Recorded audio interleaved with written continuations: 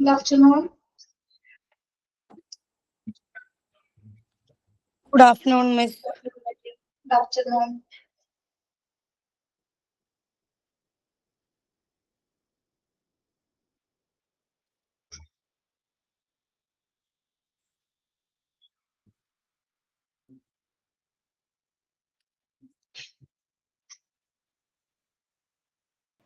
Good afternoon, ma'am. Good afternoon. മിസ്സിനെ കഴിഞ്ഞ week miss ചെയ്തു. കുറെ ദിവസമായാലും കണ്ടിട്ടാ.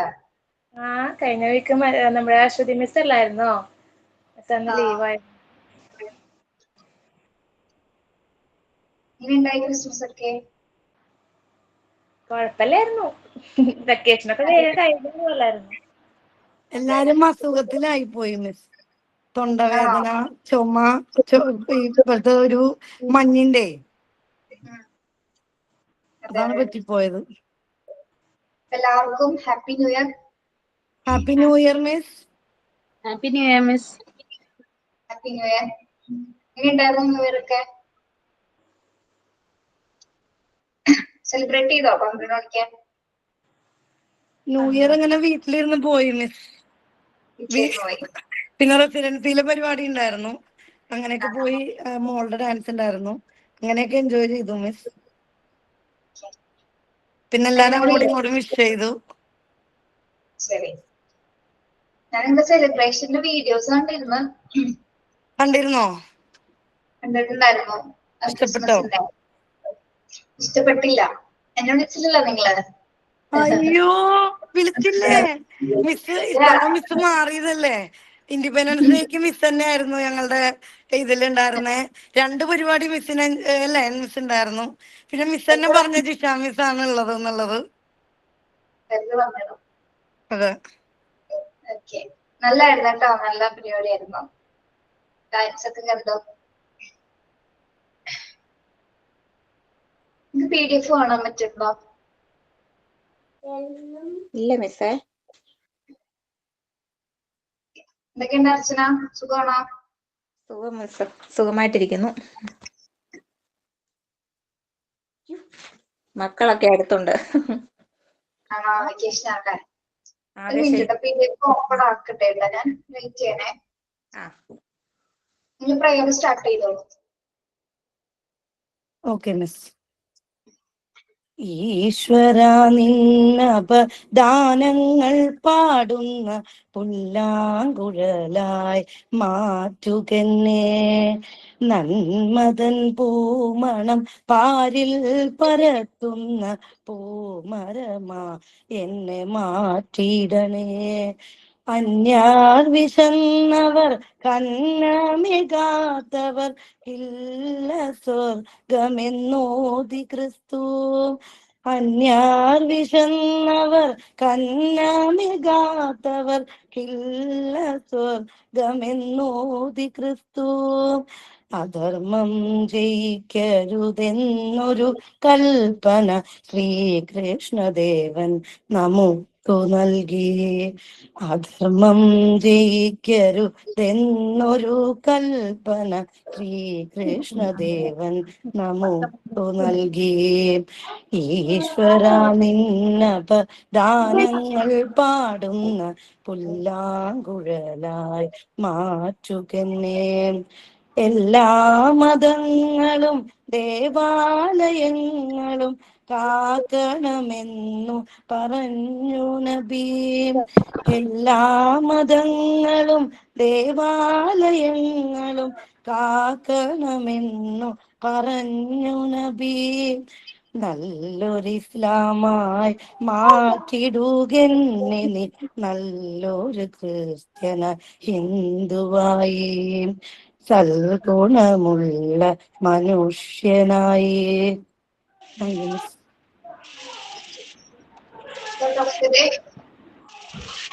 Today thought, failure will never overtake me if my determination to succeed is strong enough. I repeat, failure will never overtake me if my determination to succeed is strong enough.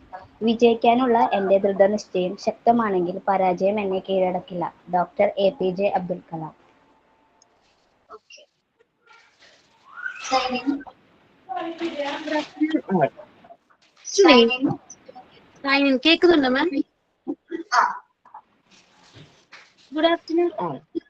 Today, I'm here gonna say a few words about the word seek truth. The truth is not always easy to find, but it is always worth seeking. It can be hidden in the most unexpected places, and it often requires courage to face. The truth has a way of setting you free, even when it's uncomfortable. Seek it in your relationship, in your own heart, and in the world around you. When you live with truth, you live authentically. Truth leads to clarity, peace, and the courage to be your true self. Thank you. Sign in by Ramya. Good afternoon to all of you. People,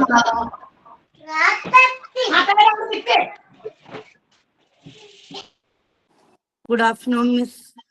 good afternoon. അനിയില്ലേ ഇന്ന് ക്ലാസ്സില്? ആരാണ് miss?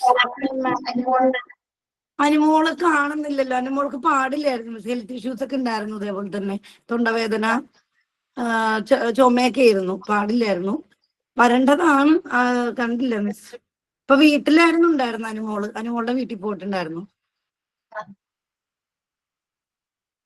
നിങ്ങൾ vacation എവിടെയൊക്കെ പോയി?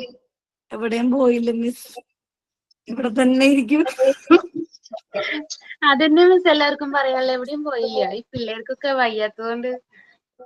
സത്യം പറയാലോ miss, ഈ മഞ്ഞിന്റെ ഒരു പ്രശ്നം കൊണ്ട് എല്ലാവർക്കും, എനിക്കിപ്പോഴും മാറിയിട്ടില്ല മിസ് തൊണ്ടവേദന. മരുന്ന് കഴിച്ചുകൊണ്ടുണ്ട്. തൊണ്ടവേദന ഭയങ്കരമായിട്ട് വന്നിട്ടുണ്ടായിരുന്നു. ചുമ, എല്ലാവർക്കും ചുമ. ജയശ്രീയുടെ വീഡിയോസ് കണ്ടിരുന്നട്ടോ. ഇഷ്ടപ്പെട്ടോ? പിന്നെ നല്ലൊരു ആക്ടറാണല്ലോ ഇപ്പൊ. എന്റെ ദൈവമേ, ചുമ്മാ വീട്ടിലിരുന്ന് ബോറടിക്കുമ്പോ ചെയ്യുന്നതാണ് മിസ്. ഇല്ല, അതല്ല, ഞാൻ പഴയ വീഡിയോസ് കാര്യം പറഞ്ഞ മറ്റേ ആ ഒരു ഡിവോഷണൽ സോങ്ങിന്റെ വീഡിയോ ഉണ്ടായിരുന്നല്ലേ? ആ, ദേവിയുടെ ഒക്കെ. ഓക്കെ, അതേ thank you miss. Thank you so much. അതേ കോലത്തിലേക്ക് തിരിച്ചു വരാൻ പറ്റില്ലേ? എന്താണ് മിസ്? അതേപോലെ തിരിച്ചു വരാൻ പറ്റണം. വർക്കൗട്ട് ഒക്കെ ചെയ്ത് അതേ ജയശ്രീ ആക്കാൻ നോക്കണം. Okay miss. Okay okay. നല്ല ക്യൂട്ടാണല്ലേ? ഓക്കെ. അത് എപ്പോഴത്തേണെന്ന് മിസ്? ഡിഗ്രി ഫസ്റ്റ് ഇയർ ആണ് കേട്ടോ. ആണോ? പക്ഷെ 8ാം ക്ലാസ്സിൽ പഠിക്കുന്നതെന്ന് നമുക്ക് തോന്നുള്ളൂ. കണ്ടാ? എത്രാം ക്ലാസ്സില്? 8th സ്റ്റാൻഡേർഡ് അത്രയൊക്കെ തോന്നുന്നുണ്ടല്ലേ? അതെയോ? അയ്യോ, ഒന്ന് ഡിഗ്രിക്ക് പഠിക്കുമ്പോ ഒട്ടും വണ്ണമില്ല മിസ്. ഇപ്പൊ മാരേജ് കഴിഞ്ഞ സമയത്തും ഇല്ലായിരുന്നു. പിന്നെ മോനായ പിന്നെയാണ് പിന്നെ വണ്ണം വെച്ചത്. ഒന്ന് വിചാരിച്ചാൽ കുറക്കാവുന്ന സാധനമാണ് കേട്ടാ. ഓക്കെ മിസ്, തീർച്ചയായും. ശരി. പിന്നെ ലുദിയ അവരൊക്കെ ഇല്ലേ? ആരുമില്ലേ? ലുദിയ മിസ്, ലുദിയ ആകെ ടെൻഷനിലായിരുന്നു. കാര്യം പറയാം മിസ്. ഇപ്പൊ ലാസ്റ്റ് സെൻസ് വെച്ചിട്ടാ ഞങ്ങള് 4 പേര് ആക്ടിവിറ്റിക്ക് റെഡി ആയത്. നമ്മളുടെ ഗ്രൂപ്പിൽ ആരും വരുന്നില്ല മിസ് ആക്ടിവിറ്റിക്ക്. കാരണം നമ്മൾ ഓരോ 4 പേര് തീരുമാനിച്ചിട്ടുണ്ട് മിസ്. അവരൊന്നും വന്നില്ല. രമ്യ പെട്ടെന്നാണ് റെഡി ആയത്. അങ്ങനെ അത് നമ്മളുടെ ആക്ടിവിറ്റിയുടെ പേരിലും നമുക്ക് ആക്ടിവിറ്റി ചെയ്യണം മിസ്. അത് കൂടാണ്ട് വേറെ ഇതിലും ചെയ്യേണ്ടി വരും. അതാണ് വിഷയം മിസ്. അതിപ്പോ എന്താ പ്രശ്നം? എന്താണ്? സൈനിനും സൈൻ ഔട്ടും പ്രെയർ ചെയ്യാൻ ആരും ഉണ്ടായിരുന്നില്ല മിസ്. ഞങ്ങൾ ഇപ്പൊ 6th സെൻസ് വെച്ചിട്ട് ലാസ്റ്റ് തീരുമാനിച്ചു. ജയശ്രീയുടെ രോദനം കേട്ടോ. നിങ്ങൾ എന്താണ് പിള്ളേരെ ഇങ്ങനെ എല്ലാരും പെരുമാറുന്നത്? അത് മിസ് ചോദിക്കണം മിസ്, ചോദിക്കണം. പാട്ട് പാടാൻ കഴിവുള്ളവരൊക്കെ ഇഷ്ടം പോലെ ഉണ്ട് മിസ് ഇതില്. അത് മിസ് എന്താന്ന് വെച്ചാലേ ഞങ്ങൾ കുറെ പേരുണ്ടല്ലോ. അപ്പൊ അവര് 4 പേര് ഓരോ ദിവസം ആക്ടിവിറ്റി ചെയ്യാനായിട്ട് നമ്മൾ സെറ്റ് ആക്കിയിട്ടുണ്ട്. ഒരു ദിവസം ഇന്ന 4 പേര് പ്രയർ അങ്ങനെയൊക്കെ ആക്കിയിട്ടുണ്ട്. അപ്പൊ അതില് സാധാരണ നമ്മൾ തലേ ദിവസം തന്നെ ഒരു മെസ്സേജ് അയച്ചിടും, ഇന്ന ആൾക്കാരാണ്. പക്ഷെ കുറെ നാൾക്ക് വെച്ചിട്ട് ഒന്നില്ലെങ്കിൽ നമ്മൾ ആരെങ്കിലും അവരടുത്ത് ഓർമ്മിപ്പിക്കുകയും ചെയ്യാം, നിങ്ങളാണ് നാളെ ആക്ടിവിറ്റി എന്ന് പറയാറുണ്ട്. ഇന്നലെ പിന്നെ നോക്കുമ്പോ ആരെയും കാണുന്നില്ല. ഇന്ന് ആൾക്കാരെ എവിടെയാന്ന് പോലും കാണാനില്ല. ടൈം ആയിക്കൊണ്ടിരിക്കല്ലേ. ഞാൻ ചേച്ചി എന്താ ചെയ്യാ, ആരെയും കാണാനില്ലല്ലോ. അപ്പൊ അതിന്റെ ഒരു ഇതായിരുന്നു കുറച്ചു നേരം ക്ലാസ് തുടങ്ങണേന്റെ കുറച്ച് മുന്നേ. മിസ്സിന് ഹായ് പറയാൻ, ഹാപ്പി ന്യൂ ഇയർ പറയുന്ന ഒരാൾ വന്നിട്ടുണ്ട്. ഹാപ്പി ന്യൂ ഇയർ പറ. വിഷയം മറന്നുപോയി. പറഞ്ഞോ? Hi. Happy new year. Happy new year. Okay miss, അത്രേ ഉള്ളൂ, കഴിഞ്ഞു. അത് ഇങ്ങനെ ആയാൽ ശരിയാവില്ല. ഇത് എല്ലാ ക്ലാസ്സിലെ പിള്ളേരും കംപ്ലൈന്റ് ചെയ്യാറുണ്ട്, ഞങ്ങൾ തന്നെ ചെയ്ത ടീച്ചറെ ഞങ്ങൾ തന്നെ ചെയ്യണമെന്ന് പറഞ്ഞിട്ട്. അതെന്താണ് നിങ്ങൾ എല്ലാവരും മാറിയിരിക്കുന്നത്? ബാക്കിയുള്ളവരെ പറഞ്ഞു മടുത്തു മിസ്സേ. സൗണ്ട് ഒന്നും ഇല്ല, അതുകൊണ്ട് പ്രയർ ഒന്നും പാടാൻ പറ്റില്ല, അതുകൊണ്ട് ഞാൻ ഏറ്റെടുക്കാത്തത്. ഓക്കെ. അല്ലാതെ നമ്മുടെ ക്ലാസ്സിൽ എത്ര സ്ട്രെങ്ത് ഉണ്ടായിരുന്നു തുടക്കം മുതല് നോക്കി. എന്താണ് കാരണം? എല്ലാരും നാട്ടിലേക്കൊക്കെ പോയപ്പോ മിസ്സേ, ഇപ്പൊ ക്രിസ്മസ് വെക്കേഷൻ അല്ലേ. എന്നാലും എനിക്കറിയാം ഡെയിലി ചൊല്ലുന്ന ആൾക്കാർ ആരൊക്കെയാണ് എന്തൊക്കെയാണ്, അപ്പൊ നമുക്കറിയാം കേട്ടോ. അങ്ങനെ മാറി നിൽക്കരുത് കേട്ടോ. ആ ഒരു ക്വാളിറ്റി നമുക്ക് വേണ്ട, ആ ഒരു സ്വഭാവം വേണ്ട. ക്വാളിറ്റി അല്ല, അത് ബാഡ് ക്വാളിറ്റി ആണ്. ഞാൻ പള്ളിയിൽ പോയിട്ട് തിരിച്ചു വരുന്ന വഴിയാണ്. കുഴപ്പമില്ല ഹസ്ന. പക്ഷെ ഹസ്ന എപ്പോഴും സൈൻ ഔട്ട് പറയാറുണ്ട് മിസ്. ഹസ്ന ആരും ഇല്ലെങ്കിലും സൈൻ ഔട്ട് എപ്പോഴും പറയും മിസ്. നിങ്ങളെ പോർഷൻസ് ഒക്കെ എവിടെ വരെയായി? ഡിഫറൻസ് മെക്കാനിസം തീർന്നോ? അതെടുത്തോണ്ടിരിക്കും മിസ്സേ. ഇത് എവിടെ വരെ എടുത്തെന്ന് ഓർമ്മയുണ്ടോ? എനിക്കൊരു ഓർമ്മയില്ല കേട്ടോ.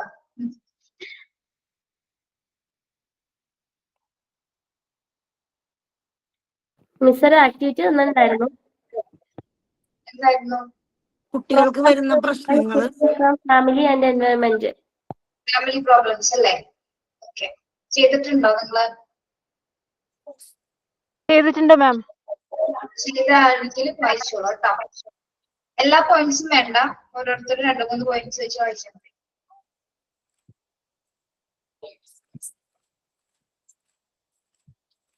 എഴുതി വെച്ചിട്ടുണ്ടായിരുന്നു. ലുതി എഴുതിയിട്ടുണ്ടോ? ഞാൻ വായിക്കാം.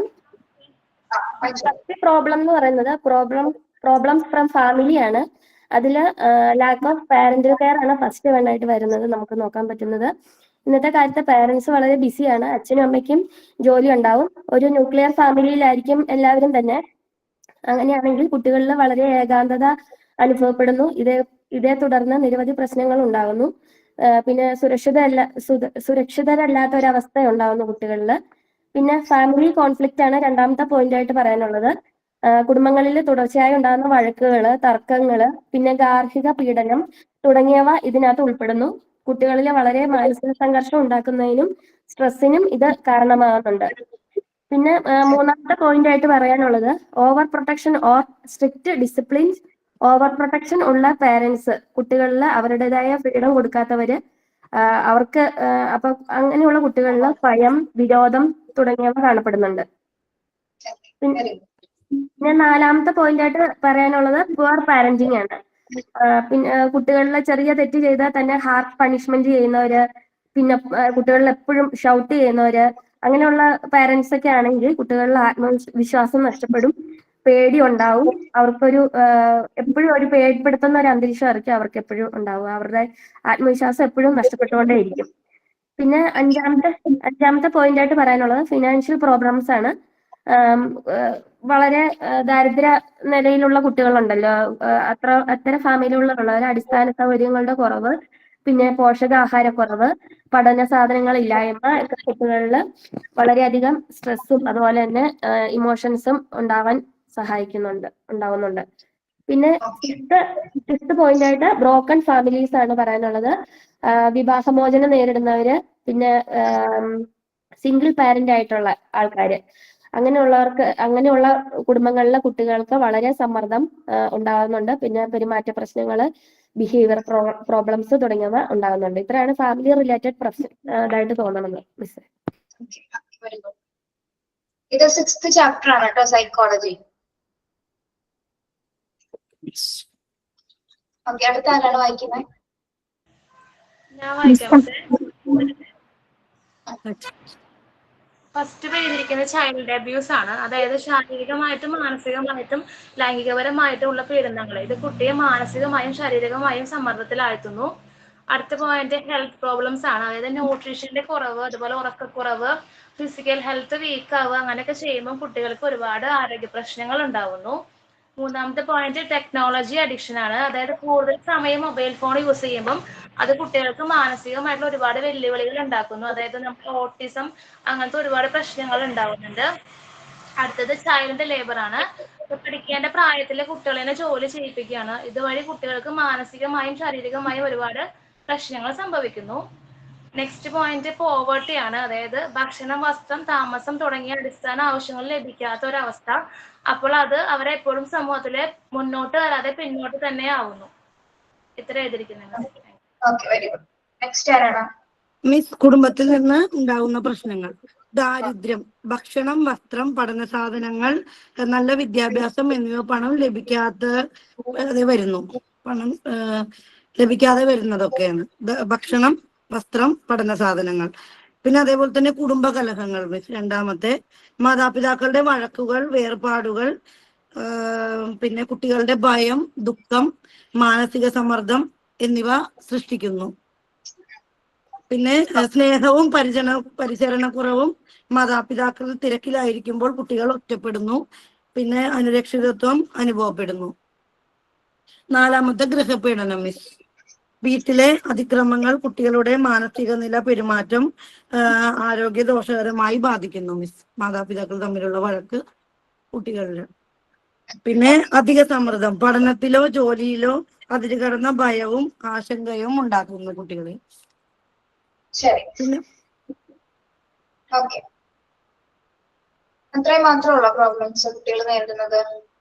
ഒരു പോയിന്റ് പറയാനുണ്ടോ മിസ്? എൻവയറോൺമെന്റിൽ നിന്നും പ്രോബ്ലംസ് പ്രോബ്ലംസ് ഉണ്ടാവും. മലിനീകരണങ്ങളൊക്കെ ശ്വാസകോശ സംബന്ധമായിട്ടുള്ളതും അലർജി ആയിട്ടുള്ള പ്രശ്നങ്ങളൊക്കെ. എൻവയോൺമെന്റ് നമ്മളിപ്പോ ഫാമിലി റിലേറ്റഡ് ആയിട്ടുള്ളതാണ് എല്ലാവരും കൂടുതൽ പറഞ്ഞല്ലേ. പരിസ്ഥിതിയിൽ നിന്നുണ്ടാകുന്ന പ്രശ്നങ്ങൾ എന്തൊക്കെയാണ്? അതേപോലുള്ള പൊല്യൂഷൻസ് അല്ലെങ്കിൽ അതും എഴുതിയിട്ടുണ്ട്. ചീത്ത കൂട്ടുകാർ, അതായത് തെറ്റായ ശീലങ്ങളിലേക്ക് നയിക്കുന്ന കുട്ടികൾ. പിന്നെ ഇതേപോലെ മോശ ശുചിത്വ മലിനീകരണം, മലിനജലം, വായു മലിനീകരണം, പച്ചപ്പ് നഷ്ടമാകും, അനുരക്ഷിതമായ പരിസരം. ശരി. കുട്ടികൾ മാനസികമായി നേരിടുന്ന മറ്റൊരു പ്രശ്നം എന്താണ്? വേറൊരു പ്രശ്നമുണ്ട്, മെന്റലി ഡിസ്റ്റർബ് ആയി പോകുന്ന മറ്റൊരു പ്രശ്നം കൂടി ഉണ്ട്. ചേച്ചി പറഞ്ഞതാണ്, പക്ഷെ ക്ലാരിറ്റി ആയിട്ട് പറഞ്ഞില്ല. പിയർ പ്രഷർ ആണോ മിസ്സേ? കൂട്ടുകാരുടെ അല്ല, ഒരു കുഞ്ഞിനെ സംബന്ധിച്ച് ജീവിതകാലം ചെയ്യാനുള്ള ഒരു കാരണം കൂടി ഉണ്ട്. ജീവിതകാലം മുഴുവൻ അഫക്ട് ചെയ്യേണ്ട ഒരു പ്രോബ്ലം കൂടി ഉണ്ട്. പറഞ്ഞില്ലല്ലോ. ചൈൽഡ് അബ്യൂസ് ആണോ മിസ്സേ? അല്ല, അച്ഛനോ അമ്മയോ മരണപ്പെടുന്നത് അല്ലേ? അതല്ല ഏറ്റവും വലിയ പ്രോബ്ലം. അവരുടെ വേർപാടെന്ന് പറഞ്ഞു അല്ലെ? അങ്ങനെയാണ് ചേച്ചി പറഞ്ഞത്. ക്ലാരിറ്റി പറഞ്ഞു, മുഴുവനായിട്ട് പറഞ്ഞില്ല, ചേച്ചി പോയിന്റ് ഔട്ട് ചെയ്തോളൂ. മാനസികമായിട്ട് കുട്ടികളെ തകർക്കാൻ പറ്റുന്ന ഒന്ന് തന്നെയാണ് അച്ഛനമ്മയുടെ മരണം. അല്ലെങ്കിൽ രണ്ടുപേരും ഒരേ സമയം മരണപ്പെടുന്ന സിറ്റുവേഷൻസ് ഉണ്ട്. അല്ലെങ്കിൽ ആരുടെ രണ്ടു പോയാൽ എന്താണ്? ഒന്ന് തന്നെയാണ് അല്ലെ? ഒരേ വിഷമം തന്നെയാണ്. അത് കുറെ സമയം എടുക്കും അവരെ ഇതിലെ നോർമൽ ലൈഫിലേക്ക് കൊണ്ടുവരാനായിട്ട്. അത്തരം സിറ്റുവേഷൻസ് ഒരുപാട് പ്രശ്നങ്ങൾ ഉണ്ടാക്കാറുണ്ട്. പിന്നെ ശരിക്കും പറഞ്ഞാൽ ജീവിതകാലം മുഴുവനുള്ള ഒരു വിഷമമാണ് അല്ലെ അത്? പിന്നീട് ഒരിക്കലും തിരിച്ചു കിട്ടാത്ത ഒരു കാര്യമാണ്. അതോർത്ത് എത്രത്തോളം വിഷമം ഇല്ലാന്ന് വിചാരിച്ചപ്പോൾ നമ്മളെ പൊതിയുന്നൊരു വിഷമമാണ് അത്. എത്ര സമയത്തും ഏത് സമയത്തും, പ്രത്യേകിച്ച് ഒറ്റയ്ക്ക് ഇരിക്കുന്ന സമയത്ത്, രാത്രി ഉറങ്ങുന്ന സമയത്ത്, അല്ലെങ്കിൽ നമുക്ക് ഒരു ക്രിട്ടിക്കൽ സിറ്റുവേഷൻസ് ഒക്കെ വരുന്ന സമയത്താണ് നമ്മള് അവരുണ്ടായിരുന്നെങ്കിൽ എന്നുള്ളൊരു ചിന്താഗതി ആലോചിക്കുന്നത് അല്ലെ? അപ്പൊ അത് മാനസികമായിട്ട് അവരെ തകർക്കുന്ന ഒരു വലിയ പ്രോബ്ലമാണ്. ഇപ്പോഴത്തെ കാലത്ത് ഒന്ന് പറഞ്ഞതിന് രണ്ടാമത്തേന് ഡൈവോഴ്സ് ആണ് മിസ്. അപ്പൊ കുട്ടികളാണ്. ഇപ്പൊ എന്റെ ഒരു കൂട്ടുകാരി അവര് ഇതിൽ നിൽക്കുവാണ്. കാരണം അവള് ഭയങ്കരമായിട്ട് പീഡനം അനുഭവിക്കുന്നു. അവൾക്ക് അവര് ഒന്നും ഇതായിട്ട് നോക്കുന്നില്ല, നന്നായിട്ട് നോക്കുന്നില്ല. അവളാണെങ്കിൽ കുടുംബത്തിന് വേണ്ടി കഷ്ടപ്പെടുന്നു, കുട്ടിയെ നോക്കുന്നു. അമ്മയ്ക്ക് വയ്യാതായപ്പോ അവള് ഹെൽപ്പ് ചെയ്തു. പക്ഷെ അവർക്ക് അങ്ങനെയുള്ളൊരു ഇത് ഇല്ല, പരിചരണം ഇല്ല. അവളോടൊരു വേലക്കാരിയുടെ പോലെ ഇങ്ങനെ ചെയ്യുന്ന, അവൾക്കൊന്നും പൈസയും കൊടുക്കുന്നില്ല. അല്ലാത്തൊരു അച്ഛനും അമ്മേനെ വേണ്ടി അവള് നിന്നത് ഇത്ര നാള്.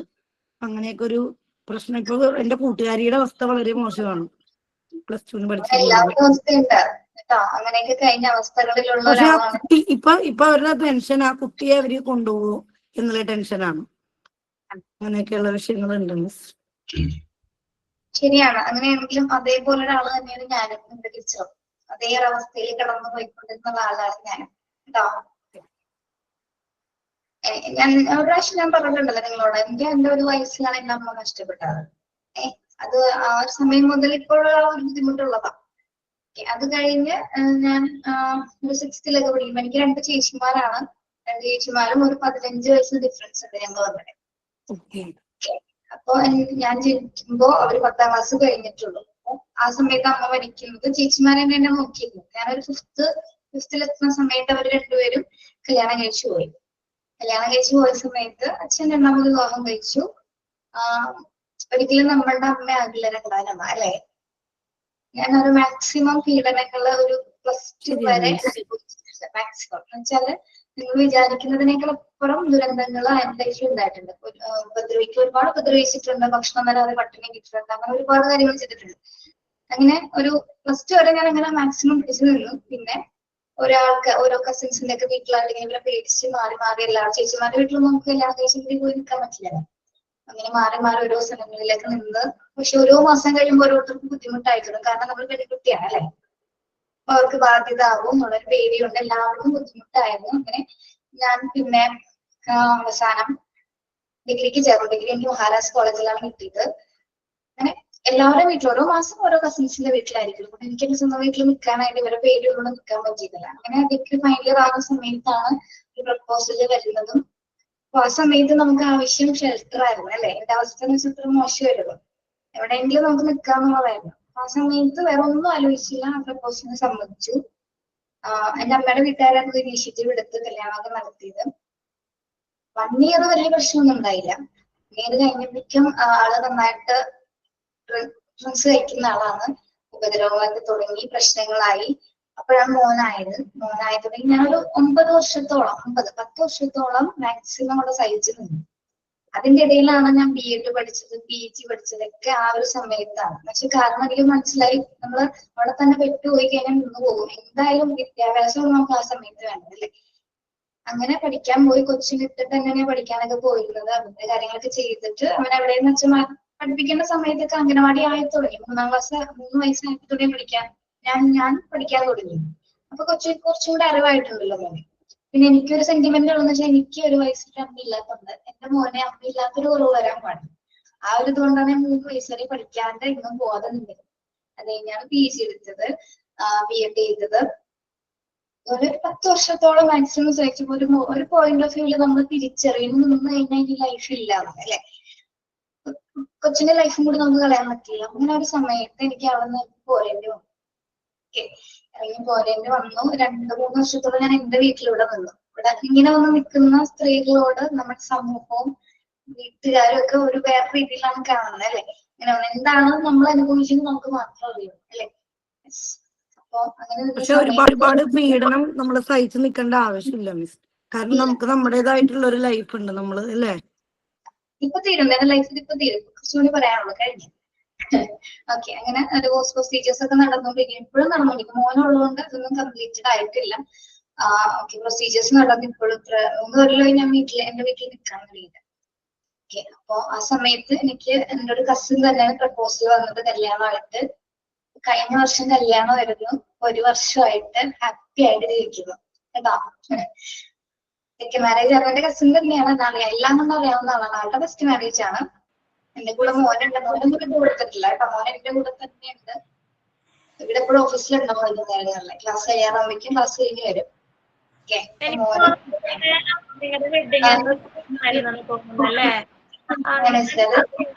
കല്യാണം കൊണ്ട് തീരുമാനിച്ചായിരുന്നു. അപ്പൊ നമുക്ക് എല്ലാവരും ഇവിടെ വിളിക്കാൻ പറ്റിയില്ല. എല്ലാവർക്കും അറിയായിരുന്നു, എല്ലാവർക്കും കാര്യങ്ങളൊക്കെ അറിയാം. അപ്പൊ ട്രീറ്റ് ചെയ്യാൻ വേണ്ടിയാണ് അന്ന് 1 വർഷമായപ്പോ കഴിഞ്ഞ ഈ December 15-ാം തീയതി 1 വർഷമായത്. സൂപ്പറായിട്ട്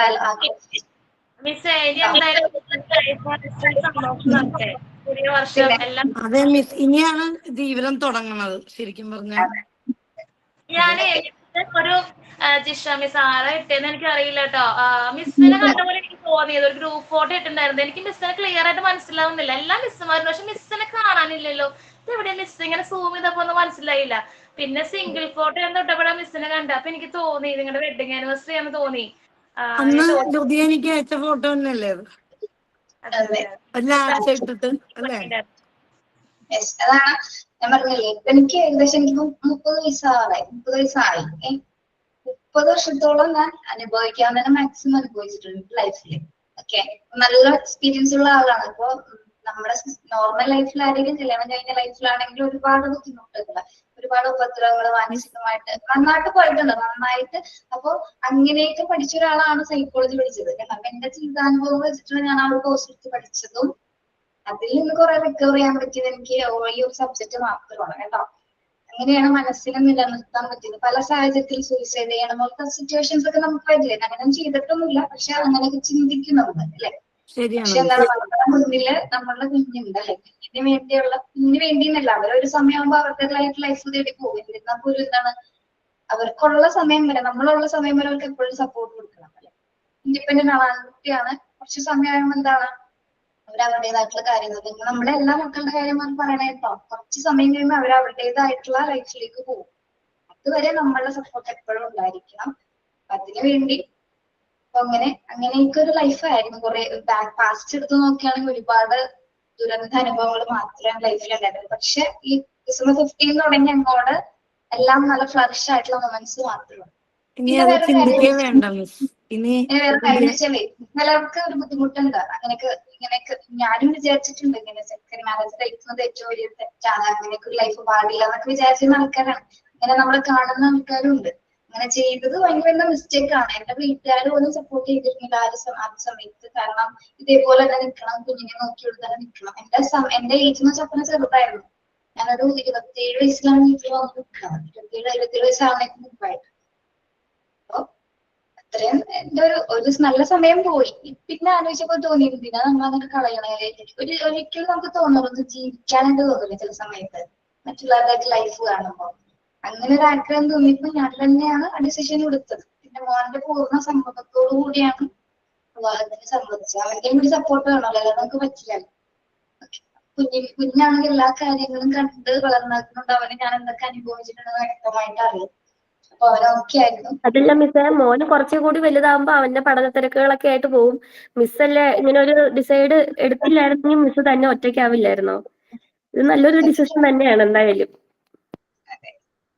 പക്ഷെ ഈ ഡിസിഷൻ തെറ്റാന്ന് പറയുന്ന ആൾക്കാരുണ്ടോ അനു? അങ്ങനെ പറയുന്ന ആൾക്കാരുണ്ട്. നമ്മളെ ഡിസ്റ്റോർബ് എന്താ പറയാ, കാണുന്നില്ലല്ലോ മിസ്, അവരറിയുന്നില്ല നമ്മള് എത്രത്തോളം അനുഭവിക്കുന്നു എന്നുള്ളത് അവരറിയും. നമ്മളെ ഒറ്റയ്ക്കാണ്. അതെ, എനിക്കിപ്പോ നിങ്ങൾ വാക്കുകളിലൂടെ പറഞ്ഞപ്പോൾ ഞാൻ എന്താ അനുഭവിച്ചത് നിങ്ങൾക്ക് അറിയാൻ പറ്റില്ല. റിയൽ ആയിട്ട് അവർ എക്സ്പീരിയൻസ് ചെയ്തവർക്ക് മാത്രം എന്താണ് ബുദ്ധിമുട്ടുള്ളതെന്ന് അറിയാൻ പറ്റുമോ. എന്നെ സംബന്ധിച്ചിടത്തോളം ഞാൻ അനുഭവിക്കാവുന്നതിന്റെ മാക്സിമം അനുഭവിച്ചിട്ടുണ്ട്. ഇത് പ്രത്യേകമായിട്ടൊന്നും ഇല്ല, പ്രത്യേകിച്ചൊന്നുമില്ല. ശാരീരികമായിട്ടാണെങ്കിൽ മാനസികമായിട്ടാണെങ്കിൽ ആ ഒരു സ്റ്റേജ് ഒക്കെ കഴിഞ്ഞു കേട്ടോ. അപ്പൊ നമുക്ക് ഒരു കഷ്ടമായ ഒരു സമയം ഉണ്ടാകത്തുള്ളൂ. ഒരു ഡിഫിക്കൽട്ട് സിറ്റുവേഷൻ എല്ലാവരുടെ ലൈഫിൽ ഉണ്ടായിരിക്കും. എന്നെ സംബന്ധിച്ച് കൂടുതലായിരുന്നു. എനിക്ക് ജനിച്ചപ്പോ മുതല് ഒരു സമയം വരെ ഇങ്ങനെ തന്നെയാണ്. കാരണം എന്റെ അമ്മ പോയപ്പോ തന്നെ പകുതി മുക്കാ ഭാഗം നമ്മള് പോയി അല്ലെ. അതന്നെയാണ്. പിന്നെ ചേച്ചിമാരൊക്കെ നമ്മൾ എപ്പോഴും നോക്കിയിരിക്കാനായിട്ടുള്ള അവരുടേതായിട്ടുള്ള ഒരു ലൈഫാണല്ലോ മിസ്. അപ്പം എല്ലാരും ദൂരെയാണോ മിസ്? സെറ്റിൽഡ് ആണോ? അടുത്ത് തന്നെയാണ്. ഓക്കെ, എല്ലാവരും അടുത്ത് തന്നെയാണ്. രണ്ടുപേരും ടീച്ചേഴ്സ് തന്നെയാണ്, ചേച്ചിമാര് ടീച്ചേഴ്സ്. ഓക്കെ, അപ്പൊ അത്രയുള്ള എന്റെ കഥ. അത്രയുള്ളൂ. എല്ലാവരുടെയും ജീവിതത്തിൽ പല അനുഭവങ്ങളും ഉണ്ടായിരിക്കും. എല്ലാവരും കാണുന്നതല്ലേ, ചിരിച്ചു വായിച്ചിരിക്കുമ്പോ തോന്നുന്നു ഇവരൊക്കെ എന്ത് ഹാപ്പിയാണ് അല്ലെ. നിങ്ങൾക്ക് അറിയാമല്ലോ എന്റെ ജീവിതത്തിൽ ഇത്ര പ്രശ്നങ്ങളുണ്ടെന്ന്? ഇല്ല മിസ്, അറിയില്ലായിരുന്നു. പറഞ്ഞതിൽ എന്തെങ്കിലും തോന്നുന്നുണ്ടോ? നമുക്കൊരു അവസരം വന്നപ്പോ അങ്ങനെ പറഞ്ഞുള്ളൂ കേട്ടോ. നമ്മളെല്ലാം അങ്ങോട്ടും ഇങ്ങോട്ടും ഷെയർ ചെയ്യാലോ മിസ്സേ.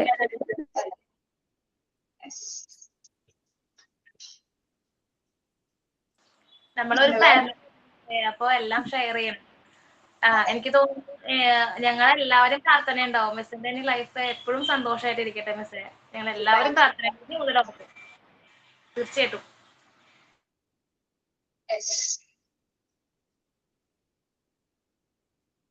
പെട്ടെന്ന് പറഞ്ഞപ്പോ ഒരു വിഷമമായി. വിഷമിക്കണ്ട മിസ്. ഇപ്പം എന്റെ കൂട്ടുകാരിയുടെ അവസ്ഥ പറഞ്ഞില്ലേ, അവളുടെ ഹസ്ബൻഡിന് വേറൊരു റിലേഷൻ ഉണ്ട്. ഞാൻ ചോദിക്കുന്നത് ഞാനിത് പറയില്ലായിരുന്നു. ജസ്റ്റ് ഇട്ടുകൊണ്ടാണ് എനിക്കത് പറയണമെന്ന് തോന്നിയത്. അടുത്തുള്ളവരോടല്ലേ പറയുള്ളൂ. അതെ അതെ അതെ. എത്ര നാളെ നമ്മള് കാണുന്നത് ഇപ്പൊ. പക്ഷെ അവള് എന്നിട്ടും ഇത് അറിഞ്ഞിട്ടും മുന്നോട്ട് പോവുമായിരുന്നു മിസ്. അപ്പം ഇപ്പൊ ഒട്ടും പറ്റാത്തൊരവസ്ഥയായി.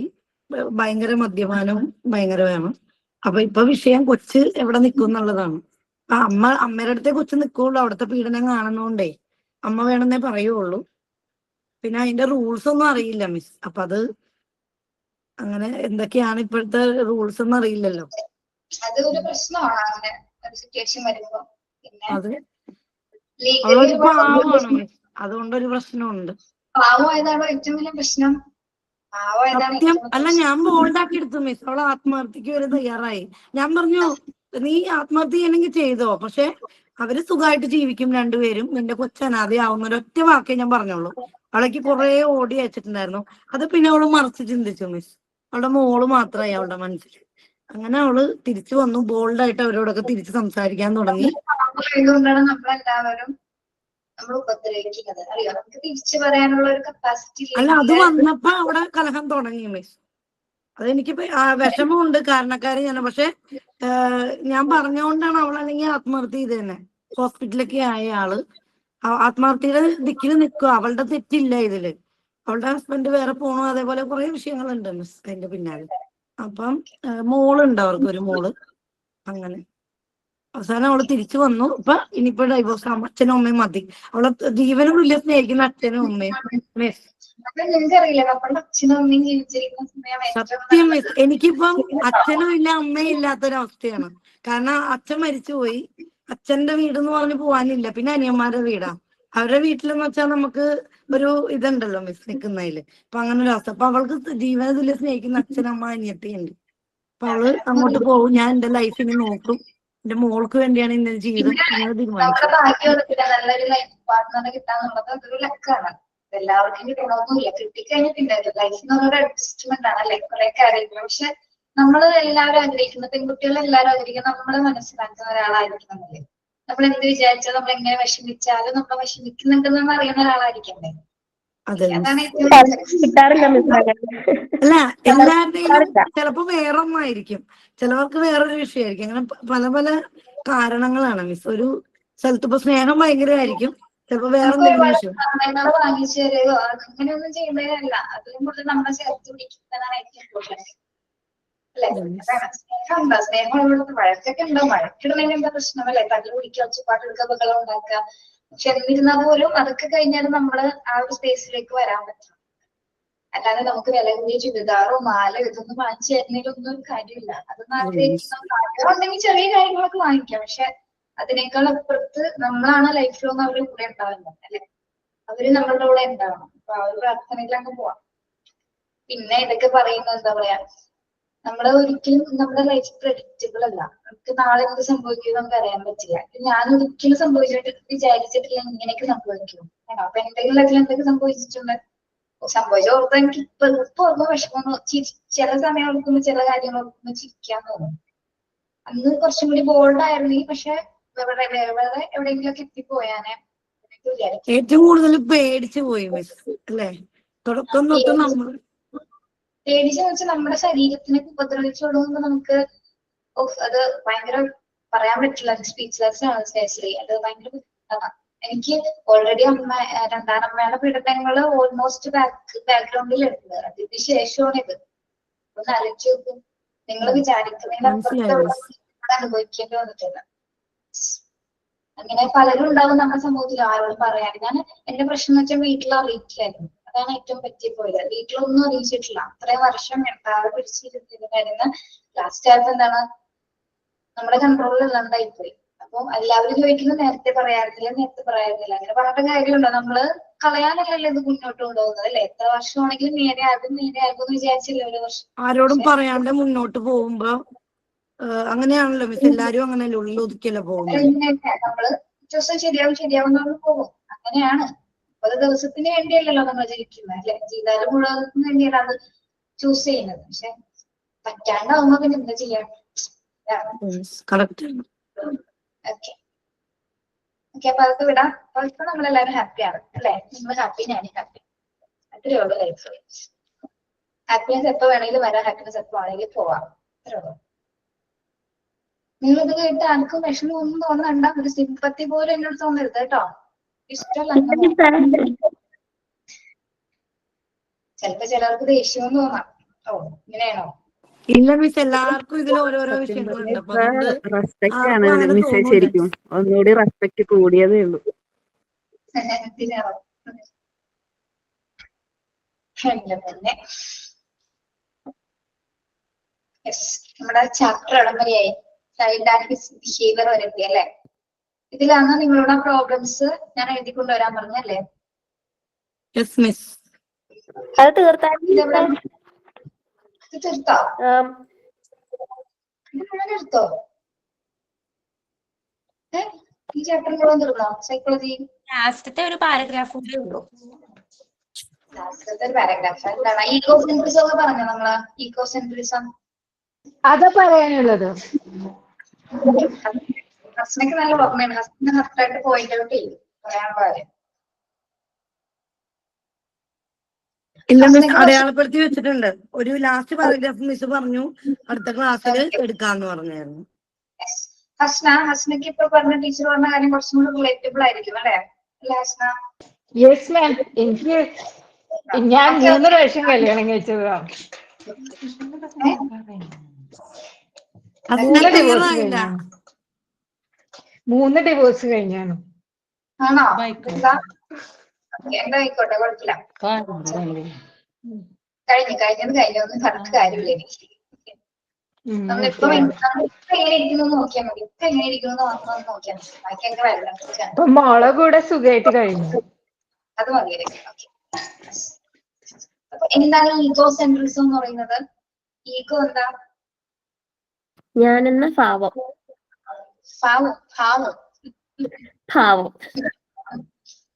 ഓക്കെ, ഇതാണല്ലോ എല്ലാത്തിനും കുറെ പ്രശ്നം. ഈ ഒരു സംഭവം എല്ലാവരുടെ ലൈഫിലെ പ്രശ്നം തന്നെയാണ്. നമുക്ക് ചെറുതിലേ തുടങ്ങും. ചെറുപ്പകാലത്തിൽ നമുക്ക് ഈ സാധനം രൂപപ്പെട്ട് കഴിഞ്ഞാൽ പിന്നെ പെട്ടെന്നൊന്നും അത് പോവില്ല. അഹങ്കാരം എന്നൊരു സാധനം അല്ലെ? ഞാൻ എന്തോ ആണെന്നൊന്ന് തോന്നിക്കഴിഞ്ഞാൽ നമ്മൾ പിന്നെ ആരുമില്ല. അതൊരു പരിധിക്കുള്ളിൽ അത് കൂടുതലായി കഴിഞ്ഞാൽ നമ്മുടെ ലൈഫിനെ തന്നെ ഇല്ലാണ്ടാക്കിക്കളെ. അങ്ങനെ ഒരുപാട് ലൈഫ് തകർന്ന ആൾക്കാരുണ്ട്. ഈഗോ അല്ലെ? അപ്പൊ നമ്മുടെ കാലഘട്ടത്തിലാണ് ഇതൊന്ന് സ്റ്റാർട്ട് ചെയ്തത്. ഇത്തരത്തിലൊരു മനോഭാവം എന്താണ്? Ecocentrism may still prevail with some children, maybe children with psychological abnormalities and physical disabilities which the teacher has to identify from the very beginning. Okay, അപ്പൊ നമ്മൾ പഠിപ്പിക്കുന്ന കുട്ടികൾക്ക് എന്തെങ്കിലും തരത്തിലൊരു വേറൊരു ബിഹേവിയർ അവർ കാണിക്കുകയാണെങ്കിൽ നമുക്ക് തിരിച്ചറിയാൻ പറ്റും. കാരണം എന്തുകൊണ്ടാണ്? നമ്മൾ കുറച്ചുകൂടി അവരായിട്ട് കണക്റ്റഡ് ആയതുകൊണ്ട് തന്നെ അവർ കാണിക്കുന്ന ബിഹേവിയർ എന്തെങ്കിലും ചേഞ്ച് വന്നു കഴിഞ്ഞാൽ നിങ്ങൾക്ക് പേടിച്ച് കാണാൻ പറ്റുന്നുണ്ടോ?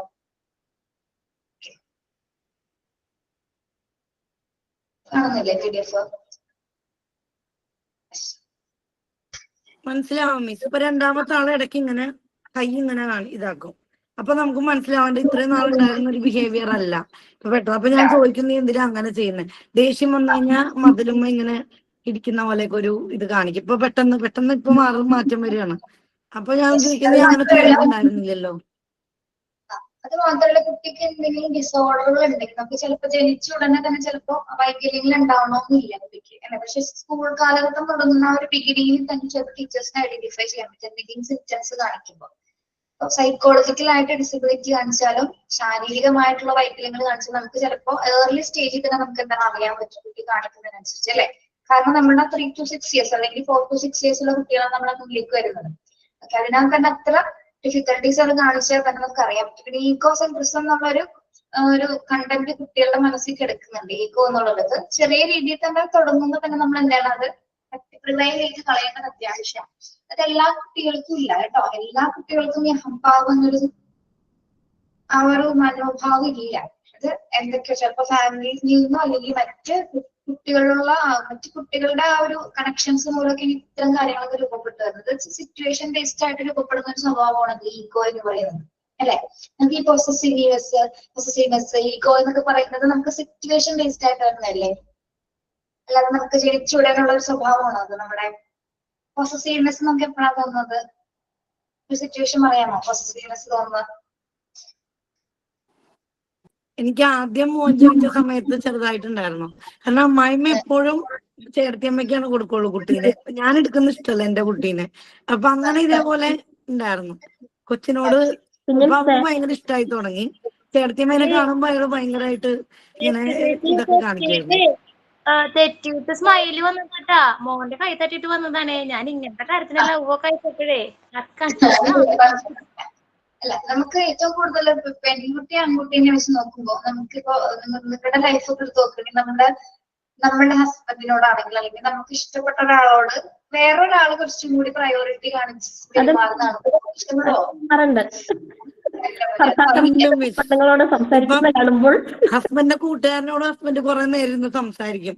എന്റെ അടുത്ത് സംസാരിക്കാൻ സമയമില്ല. അപ്പൊ പ്രശ്നം ഉണ്ടാവാറുണ്ട് മിസ്. കുത്തിനെ വിളിച്ച് സംസാരിക്കണം, കുത്തിനെ വിളിച്ച് സംസാരിക്കണോന്ന്. അല്ല മിസ്, അതിന്റെ പേരിലിടയ്ക്ക് ഭയങ്കരമായിട്ട് ദേഷ്യപ്പെടുന്നുണ്ട്. അപ്പൊ അനിയന്റെ ഫാമിലി ഇവിടെ ഉണ്ട് ആ ടൈമിലേ. അപ്പൊ ഹസ്ബൻഡ് പറയുന്ന കാരണം അവരിവിടെ ഫ്രീ ആണ്, ഞാനുണ്ട് ഭക്ഷണം ഉണ്ടാക്കി കൊടുക്കാൻ. അപ്പൊ ഇവിടെ ഓരോ പണിയുടെ തിരക്കിലാണ്, അപ്പൊ ഞാൻ ഫ്രീ ആവുന്നില്ല. റീസൺ അതാണ്. ഹസ്ബൻഡ് പറഞ്ഞ റീസൺ അതാണ്. സമയം ഇഷ്ടം പോലെ ഉണ്ട്, രാത്രി പൊളിച്ചൊന്നും സംസാരിക്കുന്നത്. അതല്ലേ കോമഡി മിസ്. ദേവസ്വം ബോർഡാണ്. അതിനെന്താ പറയുന്നേ? രാത്രി ഞാൻ സംസാരിക്കുകയാണെങ്കിൽ ഇങ്ങനെ ഉറങ്ങണ്ടാവും മിസ്. അപ്പൊ രാത്രി ഒന്നും നടക്കൂല. ഇവിടെ പിള്ളേര് ഉറങ്ങുമ്പോ തന്നെ ഒരു സമയം. നമ്മള് മോണ്ടിസോറി കോഴ്സ് ചേർന്ന പിന്നെ ഭയങ്കര പരാതിയാണ്, സംസാരിക്കാൻ നേരമില്ല എന്ന് പറഞ്ഞിട്ട്. ഹസ്ബൻഡിന്റെ അടുത്ത് സംസാരിക്കാൻ നേരമില്ല, ബാക്കി എല്ലാവരുടെ അടുത്ത് ചാറ്റ് ചെയ്യാനാണ് നേരം. എന്റെ പൊന്നേ മിസ്, ഇത് ഞാൻ പറയട്ടെ മിസ്, ഞാൻ എന്റെ അടുത്ത് ഇരിക്കാൻ സമയമില്ല സംസാരിക്കാൻ.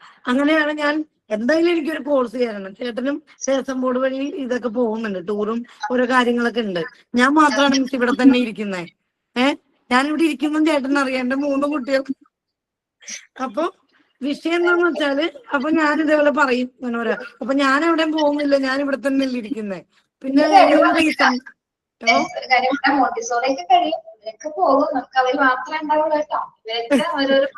അതുകൊണ്ടാണ് മിസ്, അതുകൊണ്ടാണ്. അത് ശ്രദ്ധിക്കണം. അപ്പൊ ടീച്ചേഴ്സ് ഉണ്ടാവില്ല. ഹസ്ബൻഡാണ് മിസ് ആദ്യം മുടക്കിയത്. ഞാൻ കല്യാണത്തിന് മുന്നേ ഞാൻ വിളിക്കുമ്പോ പറയായിരുന്നു എനിക്കൊരു ടീച്ചറാണ്. അപ്പൊ എന്നെ അന്ന് ആ ടൈമിൽ കളിയാക്കി, എന്തിനാന്നേ ടീച്ചറൊക്കെ ആയിട്ടെന്നാ ചോദിച്ചത്. ഹസ്ബൻഡ് റിലേറ്റീവ്സ് ഫുള്ള് ടീച്ചറാണ്. അപ്പൊ ഞാൻ ചോദിക്കും അവരൊക്കെ എന്തിനും ടീച്ചറായിട്ട് തിരിച്ചു ചോദിക്കും മിസ് എന്ന് പറയുന്ന പോലെയാണ് ഇപ്പൊ നടന്നുകൊണ്ടിരിക്കുന്നത്. എന്ത് ബികോം കഴിഞ്ഞു, അതിനെന്തായാലും മുന്നോട്ട് പോകാൻ പറ്റിയില്ല. ഞാൻ ആലോചിക്കുന്നത്, എല്ലാവരും ആലോചിക്കുന്നത് ജയശ്രീനോട് എങ്ങനെ സംസാരിക്കാതിരിക്കണല്ലേ പുള്ളിക്കാരൻ. കോമഡിയാണ് മിസ്, ഇവിടെ കോമഡിയാണ്. രണ്ടും കൂടി. അപ്പൊ പോസസീവ്നെസ്, ഈഗോ എന്നൊക്കെ പറയുന്നത് നമുക്ക് സിറ്റുവേഷൻ ബേസ്ഡ് ആയിട്ട് രൂപപ്പെടുന്ന നമ്മുടെ കുറെ സ്വഭാവങ്ങളാണ്. എനിക്ക് ഇവിടെ പറയുന്നത് എന്താണ്, കുട്ടികളെ നമ്മുടെ ആ ഒരു ബിഗിനിങ് സ്റ്റേജിൽ തന്നെ നമ്മുടെ അടുത്ത് കുട്ടികളെ കിട്ടുന്ന സമയത്ത് അവരെ ശരിക്കും നിങ്ങൾ കൃത്യമായിട്ട് കുട്ടികളെ ചെക്ക് ചെയ്തിട്ടുണ്ട്. കാരണം ശാരീരികമായിട്ടും മാനസികമായിട്ടും ഒരു വൈകല്യങ്ങൾ അതിൽ കാണിക്കുന്നുണ്ടോ എന്ന് നിങ്ങൾ ആദ്യം നോട്ടിഫൈ ചെയ്യേണ്ടതുണ്ട്. കാര്യം ഒരു കുഞ്ഞ് നോർമലായിട്ട് ബിഹേവ് ചെയ്യുന്നതും നോർമൽ അല്ലാണ്ട് ബിഹേവ് ചെയ്യുന്നതും നമുക്ക് അറിയാൻ പറ്റും, അല്ലെ? അതായത് അവർ നോട്ടം കൊണ്ടാണെങ്കിലും മാനറിസം കൊണ്ടാണെങ്കിലും അല്ലെങ്കിൽ അത് ആക്ഷൻസിൽ തന്നെ വ്യത്യാസങ്ങൾ ഉണ്ടായിരിക്കും. ഒരു ടീച്ചറിന് ചിലപ്പോൾ പാരന്റ്സിന് അറിയാമെങ്കിലും നമ്മളോട് ആദ്യം പറയില്ല കുഞ്ഞിന് എന്തെങ്കിലും പ്രോബ്ലം ഉണ്ടെന്ന്. ചിലപ്പോൾ ചില പാരന്റ്സ് അതിനെ അറിയിക്കാറില്ല, അല്ലെ? ഇപ്പൊ ചില കുഞ്ഞുങ്ങൾക്ക് ഫിക്സ് ഒക്കെ വരുന്നത് ക്ലാസ് മുറിയിൽ വെച്ച് വരാറുണ്ട്. ചിലപ്പോൾ ടീച്ചേഴ്സിനോട് ആ ബാക്ക്ഗ്രൗണ്ട് പറയാറില്ല ചിലർ. പക്ഷെ അങ്ങനെയൊക്കെയുള്ള കുട്ടികൾക്ക് നമ്മുടെ ക്ലാസ്സിൽ ഉണ്ടാവാനുള്ള സാധ്യതയുണ്ട്. അപ്പൊ നമ്മളെപ്പോഴും അതിന് വേണ്ടിയിട്ടൊന്ന് പ്രിപ്പയർഡ് ആയിരിക്കണം. അവർ ഏതൊക്കെ സമയത്ത് എങ്ങനെയൊക്കെ ബിഹേവിയർ കാണിക്കുമെന്നൊന്നും പറയാൻ പറ്റില്ല. ഇനി അതേപോലെ തന്നെ മറ്റു കുട്ടികളെ ആക്രമിക്കുന്ന കുട്ടികളില്ലേ, കാരണമൊന്നും ഇല്ലാതെ ചിലപ്പോൾ ഉപദ്രവിക്കുന്നുണ്ടാവും. അതും ചിലപ്പോൾ എന്തെങ്കിലും വൈകല്യങ്ങൾ മൂലമാണ് കുട്ടി ആ ഒരു അബ്നോർമാലിറ്റീസ് കാണിക്കുന്നത്. ഓക്കെ, അപ്പൊ അതൊക്കെ നമ്മള് ഒരു ടീച്ചർ എന്ന നിലയിൽ നിങ്ങളത് ശരിക്കും പറഞ്ഞാൽ സൈക്കോളജിക്കൽ ഏരിയ ആണ്, അല്ലെ? അതൊക്കെ കൃത്യമായിട്ട് മനസ്സിലാക്കിയിട്ട് വേണം മുന്നോട്ട് കൊണ്ടുപോകണം. അങ്ങനെ എന്തെങ്കിലും കണ്ടു കഴിഞ്ഞ ഉടനെ തന്നെ പാരന്റ്സിനെ അറിയിക്കാം. നിങ്ങൾക്ക് ചെയ്യാൻ പറ്റുന്ന എന്താണോ അത് നിങ്ങൾ ചെയ്യണം. പിന്നെ അങ്ങനെയുള്ള കുട്ടികളെയൊക്കെ നമുക്ക് നോർമൽ സ്കൂളുകളിൽ അലോട്ട് ചെയ്യാൻ പറ്റില്ല, അല്ലെ? അങ്ങനെയുള്ളവരെയാണ് നമ്മളെ മറ്റ് എന്താ പറയുക ഡിസേബിൾ ആയിട്ടുള്ള സ്കൂളുകളിലോട്ടൊക്കെ വിടുന്നത്. Yes. During the period of growth, children pass through different stages of cognitive, emotional, social and linguistic development. നമ്മൾ ഇതെല്ലാം പഠിച്ചതാണ്. കുട്ടികളുടെ ഡിഫറെന്റ് ആയിട്ടുള്ള സ്റ്റേജസ്, കോഗ്നിറ്റീവ് സ്റ്റേജസിൽ കുട്ടികളുടെ എന്തൊക്കെ ഡെവലപ്മെന്റ്സ് ഉണ്ടാവുന്നു, ഇമോഷണൽ ആയിട്ടും സോഷ്യൽ ആയിട്ടും കുട്ടികൾ എന്തൊക്കെ ഡെവലപ്മെന്റ് ഉണ്ടാവുന്നു, ലാംഗ്വേജിൽ ഏതൊക്കെ ഡെവലപ്മെന്റ്സ് ഉണ്ടാവുന്നു, നിങ്ങൾ ഓരോ ഘട്ടങ്ങളായിട്ട് ആ ചാപ്റ്റേഴ്സിൽ പഠിച്ചിട്ടുണ്ട്, അല്ലെ? ഓരോ സ്റ്റേജസ് എങ്ങനെയാണെന്നുള്ളത്. യെസ്. അപ്പൊ അത്തരം സ്റ്റേജസിൽ ഓരോ ഏജിലും കുഞ്ഞ് എങ്ങനെയൊക്കെ ബിഹേവ് ചെയ്യുന്നു എന്നുള്ളത് കൂടി അധ്യാപകർ മനസ്സിലാക്കിയിട്ടാണ് അവിടെ പഠിപ്പിക്കാനായിട്ട്. മാത്രമല്ല നമ്മളൊരു ചാപ്റ്ററിൽ പഠിച്ചിട്ടുണ്ട് സൈക്കോ മോട്ടോർ കോർഡിനേഷൻസ്, ഡിഫറെന്റ് ട്രെൻഡ്സുകൾ പഠിച്ചിട്ടുണ്ട്. ഓക്കെ, അതെന്താണ് കുട്ടിയുടെ ഫിസിക്കൽ ആയിട്ടുള്ള ഡെവലപ്മെന്റ്സിന്റെ ഭാഗമായിട്ട് കണ്ടിന്യൂസ്ലി രൂപപ്പെടുന്ന കുറെ കോർഡിനേഷൻസ് ആണ്. അതേപോലെ തന്നെ പിയാഷയുടെ ഡെവലപ്മെന്റൽ തിയറി പഠിച്ചിട്ടുണ്ട്. ഫ്രൂയിഡിന്റെ ഇമോഷൻ ഡെവലപ്മെന്റ് തിയറി പഠിച്ചിട്ടുണ്ടോ? ഫ്രൂയിഡിന്റെ ഇല്ല, ഒന്നും പഠിച്ചിട്ടില്ല. കോഗ്നിറ്റീവ് ഡെവലപ്മെന്റ് മാത്രമേ നിങ്ങൾ പഠിച്ചിട്ടുള്ളൂ. എറിക്സന്റെ സ്റ്റേജ് ഞങ്ങൾ പഠിച്ചിട്ടുണ്ട്, നിങ്ങൾ പഠിച്ചിട്ടില്ല. എറിക്സന്റെ സ്റ്റേജ് ആണ്. പേഴ്സണാലിറ്റി സ്റ്റേജസ് ഉണ്ട്. അതേപോലെ തന്നെ നമ്മൾ പറഞ്ഞിട്ടില്ല 8 സ്റ്റേജ് ഉള്ള ഒരു തിയറിനെ കുറിച്ചിട്ട്. 8 സ്റ്റേജ് നോക്കിക്കഴിഞ്ഞാൽ നമ്മളിപ്പോ ഏത് സ്റ്റേജിലാണ് നിൽക്കുന്നതെന്ന് അറിയാൻ പറഞ്ഞില്ലേ? ഓക്കെ, യെസ്, ഈ തിയറീസുകളെല്ലാം തന്നെ അതേപോലെ തന്നെ എന്താണ് ഈ തിയറീസുകളെല്ലാം തന്നെ ഇതിൽ കൊടുത്തിരിക്കുന്നത് നമ്മൾ കുട്ടികളെ എങ്ങനെ ഐഡന്റിഫൈ ചെയ്യുന്നത്, കുട്ടികൾ ഏതൊക്കെ രീതിയിൽ എങ്ങനെയൊക്കെയാണ് ബിഹേവ് ചെയ്യുന്നത് എന്നുള്ള കാര്യങ്ങളാണ് ഈ എല്ലാ തിയറീസിലും ന്യൂറോ സൈക്കോളജിസ്റ്റുകൾ നമുക്ക് പഠിപ്പിച്ചു തരുന്നത്. അപ്പൊ പഠിപ്പിക്കുന്ന തിയറിയുടെ കണ്ടന്റ് മനസ്സിലാക്കിയിട്ട് വേണം നമ്മള് ഇതൊക്കെ നമ്മൾ നിങ്ങൾക്ക് മനസ്സിൽ വെറുതെ ബൈഹാർട്ട് ചെയ്ത് പഠിപ്പിക്കാൻ വേണ്ടിയല്ല പഠിപ്പിച്ചു തന്നിരിക്കുന്നത്. ഇതൊക്കെ സ്കൂളിൽ പോയി നമ്മൾ അതേപോലെ റിയലിസ്റ്റിക് ആയിട്ട് അത് നമ്മൾ പഠിച്ച അറിവുകൾ പ്രൊവൈഡ് ചെയ്യാൻ വേണ്ടിയിട്ടാണ് നിങ്ങൾക്ക് ഓരോ തിയറീസും പഠിപ്പിക്കുന്നത്. ഓക്കെ, ഇപ്പൊ ജസ്റ്റ് ഈ തിയറിയുടെ പേര് മാത്രം ഇവിടെ കൊടുത്തിട്ടുള്ളൂ. ഇത്തരം തിയറീസുകൾ എന്തിനു വേണ്ടിയിട്ടാണ്, പ്രത്യേകിച്ച് ഓരോ കുഞ്ഞിന്റെ പേഴ്സണാലിറ്റിനെ കുറിച്ചിട്ട് കൃത്യമായിട്ട് അറിയുന്നതിന് വേണ്ടിയിട്ടാണ് ഇത്തരം തിയറീസുകൾ ക്രിയേറ്റ് ചെയ്തിരിക്കുന്നത്. ഒരിക്കലും ഓരോ സൈക്കോളജിസ്റ്റിനും തിയറീസ് നമ്മൾ തെറ്റാണെന്ന് പറയാൻ പറ്റില്ല. കാരണം അതൊക്കെ പഠിച്ചു കൊടുക്കുമ്പോൾ നമുക്ക് മനസ്സിലാവും ശരിയാണല്ലോ, നമ്മുടെ സ്വഭാവത്തിൽ അങ്ങനെയാണ്, ഇങ്ങനെയാണ്. അപ്പൊ നിങ്ങളൊന്ന് ആലോചിച്ച് നോക്കി, നമ്മളുടെ സ്വഭാവത്തെ ഏറ്റവും കൂടുതൽ മനസ്സിലാക്കിയിരിക്കുന്നത് ഒരു മനുഷ്യൻ തന്നെയാണ്. ആ മനുഷ്യനാണ് സൈക്കോളജിസ്റ്റ്, അല്ലെ?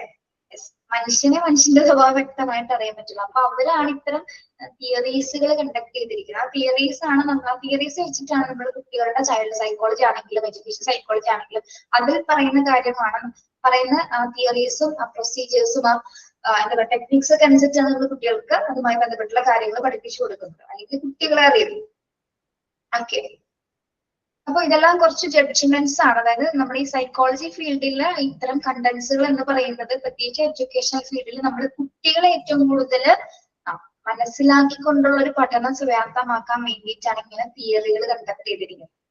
പക്ഷെ പലരും ഈ തിയറീസിലേക്ക് നിരസിക്കുന്നവരുണ്ട്. എന്താണ് തിയറികളാണ്, തിയറി എഴുതി വെച്ച് പോലെ എല്ലാം ജീവിതമെന്ന് പറയുന്നവരുണ്ട്. പക്ഷെ നമ്മൾ അതിന്റെ ആഴങ്ങളിലേക്ക് പോകുമ്പോൾ തിയറികളൊക്കെ നമ്മുടെ ലൈഫ് തന്നെയാണെന്ന് നമുക്ക് മനസ്സിലാക്കാൻ പറ്റും. ഇതിലൊന്നും എക്സ്പ്ലനേഷൻസ് ഒന്നും പഠിക്കാനില്ല ഓരോ തിയറീസിനെ കുറിച്ചിട്ടോ.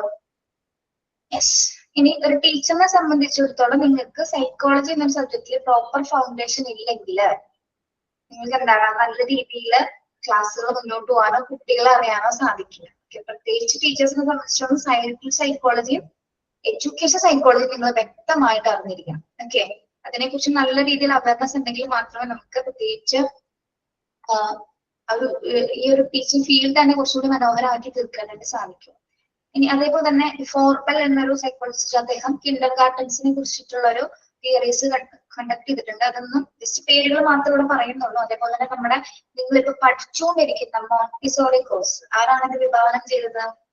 Montessori Maria Montessori. മെത്തേഡാണ് അവർ പഠിപ്പിക്കുന്നത് യൂസിങ് ഡയഡാക്റ്റിക് അപ്പാരറ്റസ്, അല്ലെ? അപ്പാരറ്റസ് മെത്തേഡ്സ് ഉപയോഗിച്ചാണ് മെത്തേഡ്സ് മെറ്റീരിയൽസ് ഉപയോഗിച്ചുള്ള ഒരു പഠനമാണ് മോണ്ടിസോറി വിഭാവനം ചെയ്യുന്നത്. ഓക്കെ, അപ്പൊ ഓരോരുത്തരുടെ വ്യത്യസ്ത കാഴ്ചപ്പാടിൽ രൂപപ്പെട്ടിരിക്കുന്ന ആ ഒരു ചിന്താഗതി അനുസരിച്ചിട്ടാണ് ഓരോരുത്തരും ഓരോ തിയറീസ് ആണെങ്കിലും ഇപ്പൊ മോണ്ടിസോറി തയ്യാറാക്കി. മോണ്ടിസോറി എന്നൊരു വ്യക്തി ഇല്ലാതെ ഈ ഒരു എഡ്യൂക്കേഷൻ അപ്രോച്ച് ഇല്ല. നിങ്ങളൊന്ന് ആലോചിച്ച് നോക്കിയോ, നിങ്ങൾക്ക് തന്നെ ഈ ഒരു അവസരം ഇല്ല ഇത് പഠിക്കാനായിട്ട്, അല്ലെ? അപ്പൊ മറ്റ് വിദ്യാഭ്യാസ ചിന്തഗതികളിൽ നിന്ന് വ്യത്യസ്തമായിട്ട് ചിന്തിക്കുന്ന ഒരു എഡ്യൂക്കേഷൻ പ്രോസസ്സാണ് മോണ്ടിസോറി എന്ന് പറയുന്നത്, അല്ലെ? യെസ്, കുറെ എന്ന് വെച്ചാൽ പോരായ്മകളും കുറെ പേര് പറയുന്നുണ്ട്. നമ്മൾ ഈ പോരായ്മകളിലേക്ക് നോക്കേണ്ട കാര്യമില്ല, നമ്മൾ അതിൽ എന്താണ് പോസിറ്റീവ് ഉണ്ടെന്ന് മാത്രം നോക്കിയാൽ മതി. കുറെ പേര് പറയും എപ്പോഴും മെറ്റീരിയൽസ് ഉപയോഗിച്ച് പഠിച്ചു കഴിഞ്ഞാല് അങ്ങനെയൊക്കെ എപ്പോഴും കുട്ടികൾക്ക് എന്താ പറയാ അവരുടെ നോളജ് ഇമ്പ്രൂവ് ചെയ്യാൻ പറ്റുമോ എന്നൊക്കെ ചോദിക്കും. പക്ഷെ ഏറ്റവും കൂടുതൽ നല്ല ഏറ്റവും ബെസ്റ്റ് മെത്തേഡാണ്. നമുക്കൊന്നും ഇതിനൊക്കെ അവസരം കിട്ടില്ല, അല്ലെ? ഇങ്ങനെയൊക്കെ പഠിക്കാനായിട്ട് നമ്മൾ കുറെ ടെക്സ്റ്റ് ബുക്കുകളൊക്കെ ബൈഹാർട്ട് ചെയ്ത് പഠിച്ച് ഇങ്ങനെയൊക്കെ എത്തിയാലാണ്, അല്ലെ? ഓക്കെ, നമ്മൾ കളിച്ച കളിപ്പാട്ടങ്ങൾ എന്തൊക്കെയാണ്? ചിരട്ട കൊണ്ടുള്ള മണ്ണപ്പം ചുട്ട് കളിച്ച കളിപ്പാട്ടങ്ങൾ. നമ്മൾ ഇതേപോലെ മെത്തേഡ്സോ മെറ്റീരിയൽസോ ഒന്നും ഉപയോഗിച്ച് നമുക്കൊരു അവസരങ്ങൾ കിട്ടിയിട്ടില്ല. അങ്ങനെ കിട്ടിയെങ്കിൽ കുറച്ചും കൂടി ബ്രെയിൻ ഡെവലപ്മെന്റ് ഉണ്ടായേനെ, അല്ലെ? കുറച്ചും കൂടി ആൾത്താമസമൊക്കെ കളിയിൽ ഉണ്ടായിപ്പോയാണ്. അത്ര അവസരങ്ങൾ നമുക്ക് കിട്ടില്ല. ഞങ്ങളിങ്ങനെ ഇഷ്ടികയൊക്കെ വെച്ചിട്ട് കളിച്ചിട്ടുണ്ട് മിസ്. ചോറും കറിയൊക്കെ ഉണ്ടാക്കിയിട്ടുണ്ട്. നിങ്ങൾ ആരെങ്കിലും 30 ഉണ്ടോ? 30 വയസ്സായ ആൾക്കാരുണ്ടോ ഇതില്? 30 വയസ്സാരെങ്കിലും ഉണ്ടോ? കുട്ടികളാണോ മിസ്? കുട്ടികളാണോ? സെയിം ഏജ് ഉള്ള ആരെങ്കിലും ഉണ്ടോ എന്ന് ചോദിച്ചതാ. എന്റെ സെയിം ഏജ് ഉള്ള ആരെങ്കിലും ഉണ്ടോ? മിസ്സിന് എത്ര സെയിം ഏജാ? ഏജ് ഉള്ളവരുണ്ട് മിസ്. 30. അനുമോള്. അനീഫ ആ 32. പിന്നെ ഉണ്ടോ? 32 മിസ്സേ. അനുവിന് എത്ര വയസ്സായതോ? 32. 50 ആയോ? അതായത് നമ്മളൊക്കെ ഒരേ ഇതാണ് അല്ലേ? എനിക്ക് 30 മിസ്സേ. മിസ് അങ്ങനെയൊന്നും വിചാരിക്കരുത് മിസ്. ഞാനിപ്പോ 25 ആണെന്നാണ് എന്റെ ഒരു ഇത്. 25. അത് തെറ്റാണ്. 25 വിചാരിക്കുമ്പോ 80s നിന്ന് അങ്ങോട്ട് പോകുന്നു എന്ന് ചിന്തിച്ചാൽ പിന്നെ ഭയങ്കര ഫ്ലഷ് ചെയ്യാൻ പറ്റുന്നു. മിസ്സിന് എത്ര വയസ്സുണ്ട്? കഴിഞ്ഞോളൂ എന്നും വിചാരിച്ചാൽ മതി. ഇന്നലെ എനിക്ക് 18 വയസ്സായിരുന്നു എന്ന് വിചാരിച്ചാൽ മതി. ഇന്നലെ എന്ന് വിചാരിക്കണം കേട്ടോ. ഇന്നാണെന്ന് വിചാരിക്കും. ഇന്നലെ എനിക്ക് 18 വയസ്സ് കഴിഞ്ഞു. ഇന്ന് എത്ര വയസ്സായെന്ന് ചിന്തിക്കണമെന്നില്ല. ഓക്കെ, ആ ചാപ്റ്റർ അങ്ങ് തീർന്നാട്ടോ. അതെ മിസ്. ഇത് ശരിക്കും നമ്മൾ ഇൻട്രൊഡക്ഷൻ എന്ന് പറഞ്ഞ സൈക്കോളജിയിൽ വെറുതെ എടുത്തു കൊടുക്കുന്ന ചാപ്റ്റേഴ്സ് ആയിരുന്നു. കാരണം കുറച്ച് കാര്യങ്ങൾ മാത്രമേ ഇങ്ങനെ പറയാനുള്ളൂ. അല്ലാതെ ഇതില് ഇമ്പോർട്ടന്റ് ആയിട്ട് നമ്മൾ ഫസ്റ്റ് പറഞ്ഞ ഭാഗങ്ങളിൽ മാത്രം അതിന്റെ ഡെഫിനേഷനും പിന്നെ മീനിങ് മാത്രം ഇതിന് ക്വസ്റ്റ്യൻസ് ചോദിക്കാറുള്ളൂ. പക്ഷെ സൈക്കോളജി പേപ്പർ 3 ആയിട്ടാണോ വരുന്നത് അല്ലേ? പേപ്പർ 3 ഞാൻ പഠിപ്പിച്ചു തന്നിരിക്കുന്ന എല്ലാ കാര്യവും ഞാൻ സൈക്കോളജി ചോദിക്കും കേട്ടോ. സൈക്കോളജി 6 തൊട്ട് 4 ചാപ്റ്റേഴ്സ് ആണോ മിസ് പഠിക്കാനുള്ളത്? അല്ലല്ല, 6 തൊട്ട് 10 വരെ ഇൻഡിവിജ്വൽ ഡിഫറൻസ് വരെ സൈക്കോളജി ആണ്. Okay miss. പക്ഷെ ഇതിന്റെ അതർ പാർട്ടാണ് നമ്മൾ ചൈൽഡ് ഡെവലപ്മെന്റിൽ നിന്ന് സ്റ്റാർട്ട് ചെയ്യുന്നത് കേട്ടോ. ഡെവലപ്മെന്റൽ സ്റ്റേജും സൈക്കോളജി തന്നെയാണ് കേട്ടോ. നമ്മൾ പഠിച്ച ഫസ്റ്റ് ചൈൽഡ് ഡെവലപ്മെന്റ് തുടങ്ങി ലാംഗ്വേജ് ഡെവലപ്മെന്റ് വരെ തന്നെയാണ് സൈക്കോളജി തന്നെയാണ്. പക്ഷെ കുറച്ചുകൂടി എക്സ്റ്റൻഷൻ ഫീൽഡ് ഇവിടെ തുടങ്ങിയാണ് തുടങ്ങുന്നത് കേട്ടോ. മിസ് അപ്പൊ ഇല്ല ഇത്ര ചാപ്റ്റേഴ്സ് എന്നുള്ള ക്വസ്റ്റ്യൻസ് സൈക്കോളജിയിൽ പ്രതീക്ഷിക്കണോ? അല്ല ഡെവലപ്മെന്റൽ എന്ന് പറയുന്നതാണ് പേപ്പർ 2. ചൈൽഡ് ഡെവലപ്മെന്റ് ആണ്. Child development. Okay miss. Okay. ഈ സൈക്കോളജി തുടങ്ങി ഇൻഡിവിജ്വൽ ഡിഫറൻസ് വരെയുള്ള ചാപ്റ്ററിൽ നിന്നാണ് സൈക്കോളജി പേപ്പർ 3 എന്ന് ചോദ്യം വരുന്നത് കേട്ടോ. അങ്ങനെയാണ് നിങ്ങൾക്ക് ബുദ്ധിമുട്ടുണ്ടാവാതിരിക്കാൻ വേണ്ടിയാണ് നമ്മളതിനെ thank you miss. Thank you. Okay. അല്ലെങ്കിൽ 10 ചാപ്റ്ററിൽ നിന്നൊക്കെ ഒരുമിച്ച് ഒരു ചോദ്യം വന്നേക്കല്ലോ. വിട്ടുപോകും മിസ്. ഇപ്പൊ റിവിഷൻ തുടങ്ങിയതുകൊണ്ട് മനസ്സിലായി മിസ്. അതുകൊണ്ടാണ്. ഇനി നീഡ് കഴിഞ്ഞല്ലേ? നീഡ് കഴിഞ്ഞാണ്. എഡ്യൂക്കേഷൻ സൈക്കോളജി എടുത്തോ ആരെങ്കിലും? എടുത്തില്ല. എഡ്യൂക്കേഷൻ എടുത്തിട്ടില്ല മിസ്. എടുത്തോ? അപർണ മിസ് എടുക്കാന്നാണോ പറഞ്ഞ? എനിക്ക് ഇല്ല, എഡ്യൂക്കേഷൻ എടുത്തിട്ടില്ല. എടുത്തിട്ടില്ല. എന്തായാലും ജിഷാൻസ് സ്റ്റാർട്ട് ചെയ്തില്ലെങ്കിൽ എന്നോട് പറയണം കേട്ടോ. Okay miss.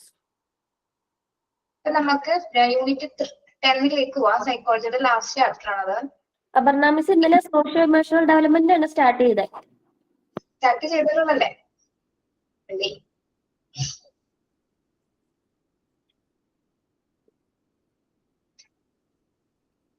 നമ്മളെ യൂണിറ്റ് 10 എടുക്കണേ.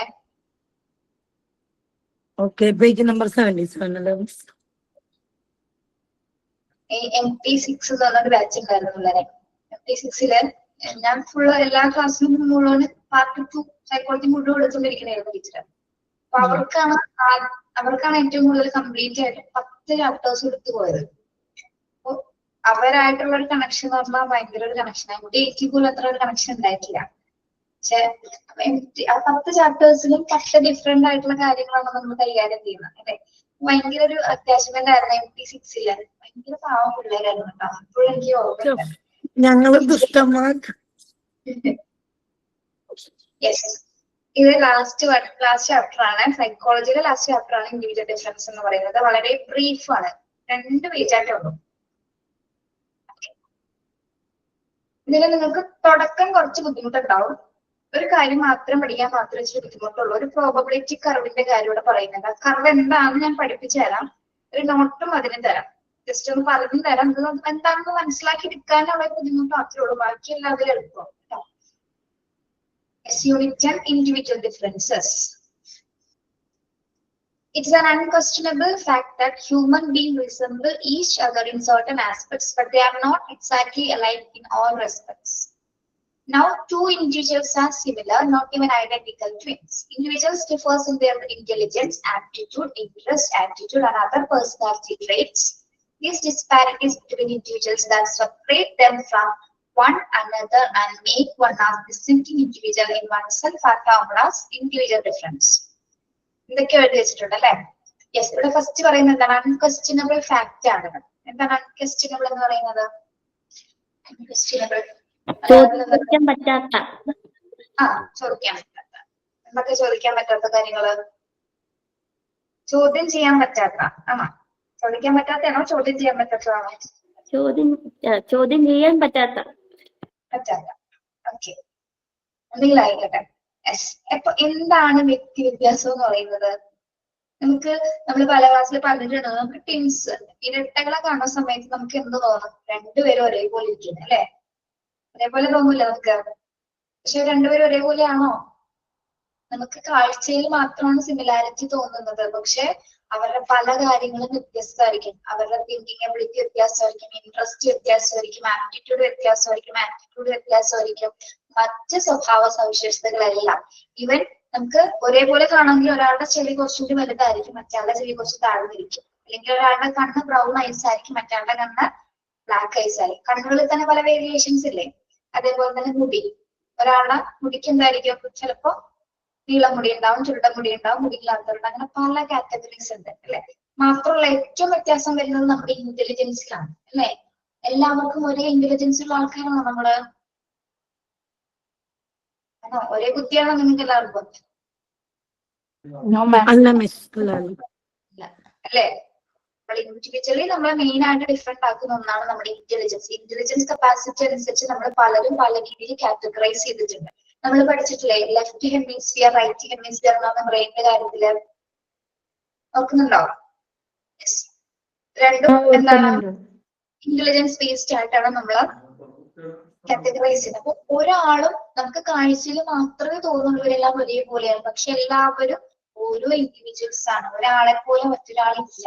ഉണ്ടെങ്കിൽ പോലും എന്താണ് ഇവർക്ക് എന്തുണ്ട്? ഇൻഡിവിജ്വൽ ഡിഫറൻസ് ഉണ്ട്. നമ്മൾ പറയും ഒരാളെ പോലെ 9 പേരുണ്ട്. 9 പേർക്ക് എന്തുണ്ടായിരിക്കും? 9 ഇൻഡിവിജ്വൽസ് ആണ് അല്ലെ? 9 ഇൻഡിവിജ്വാലിറ്റി ഉണ്ടായിരിക്കും. ഇൻഡിവിജ്വൽ ആയിട്ടുള്ള എല്ലാ ആസ്പെക്ട്സും കൈകാര്യം ചെയ്യുന്നവരല്ല. ഒരു ശബ്ദ വ്യത്യാസം ഉണ്ടായിരിക്കും, മാനറിസം വ്യത്യാസം ഉണ്ടായിരിക്കും, ചിന്തിക്കുന്ന കാര്യങ്ങൾ അല്ലെങ്കിൽ അവർ പ്രശ്നത്തെ നോക്കി കാണുന്നതൊക്കെ വ്യത്യാസമായിരിക്കും. അല്ലെങ്കിൽ അവരുടെ നടത്തം, മൂവ്മെന്റ്സ് എല്ലാത്തിലും എന്തുണ്ട്? വ്യത്യാസം ഉണ്ടാവും. ഒരാളും ഒരാളെ പോലെയല്ല കേട്ടോ. അതാണ് ഇൻഡിവിജ്വൽ ഡിഫറൻസ്. ഒരാളെ മറ്റൊരാളിൽ നിന്ന് വ്യത്യസ്തനാക്കുന്നത് എന്താണോ ദാറ്റ് ഈസ് വ്യക്തി വ്യത്യാസം അല്ലെങ്കിൽ ഇൻഡിവിജ്വൽ ഡിഫറൻസ് എന്ന് പറയുന്നത്. ഓക്കെ, ഒരാൾ തമ്മിലുള്ള ഡിസ്പാരിറ്റീസിനെയാണ് നമ്മൾ എന്ത് പറയുന്നത്? ഇൻഡിവിജ്വൽ ഡിഫറൻസ് എന്ന രീതിയിൽ അതിന് അർത്ഥമാക്കുന്നത്. ഓക്കെ, യെസ്, നമ്മുടെ ക്ലാസ്സിൽ ഇപ്പോ 26 പേരില്ല. നമ്മൾ 26 പാലും 26 വ്യക്തികളാണ് അല്ലെ?